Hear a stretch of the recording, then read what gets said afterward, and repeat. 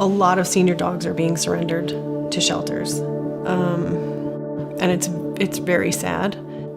An old sick dog has no chance. And when that happens, it's almost always a death sentence for that dog. And we get a call from a shelter, and time is of the essence. And so Chris doesn't think anything of getting in the car and driving wherever he needs to go. And he just never skips a beat. He just heads that way, wherever there's a dog in need. And I think that's one of his best qualities, and hopefully one of mine, that I never question it. They're not typical dogs to be rescued.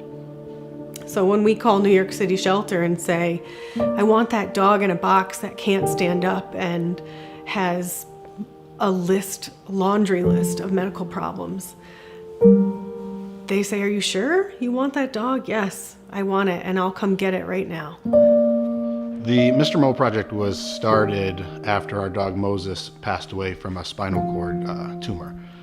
We did everything we could. In order for us to figure out what was wrong with him, we had to sell our hot tub so we could pay for an MRI. And 5 weeks later, he ended up passing away, and I was talking to my wife, Mariesa, and I said, we should save senior dogs and pay all their medical expenses. Moses was not a typical dog. I've never met another dog like him.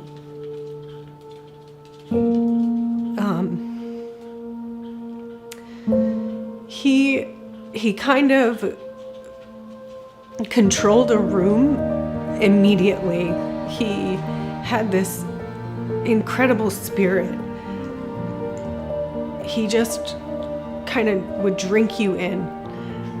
And it made sense to me because what we had to do to figure out what was wrong with Moses, I imagine a lot of people go through that same issue where you just don't have the money to cover the treatments or to figure out what's wrong. We sold our hot tub, and that paid for his MRI, and then we kind of walk around our house sometimes, and whatever isn't nailed down, we sell. So we decided to take on senior dogs and cover their medical expenses for life to make sure that those dogs are getting the care they need and the treatments they need, and to keep them in a home. I think when you have a senior dog or a dog with the medical, the medical side of things, the financial side of things can be a very overwhelming thing to look at. They don't seem to care about how much. It's about getting these dogs back on track to where their quality of life is either better than it was or to the best that they can.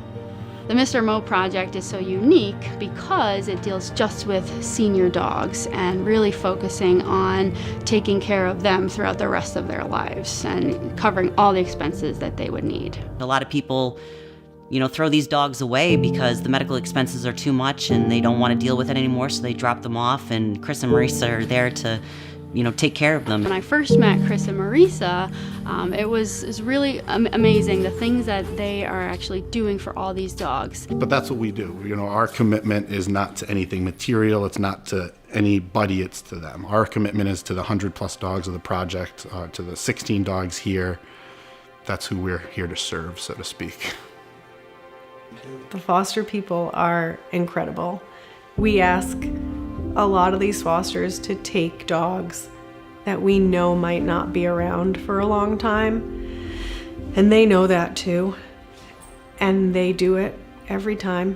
When it comes to fostering for the project, I truly say we have the strongest fosters in the world, because we're not only asking them to take in a senior, sick dog, but we're also asking them to take a dog for a pretty short amount of time.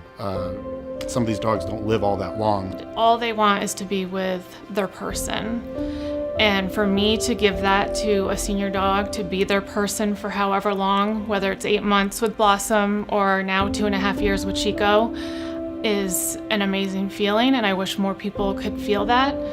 No matter how old these dogs are, their loyalty to their person never changes, and their need for love from their person never changes.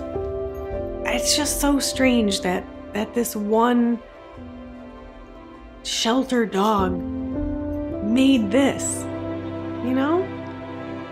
That Moses is responsible for this, for these vets and these fosters and these dogs and all these people coming together.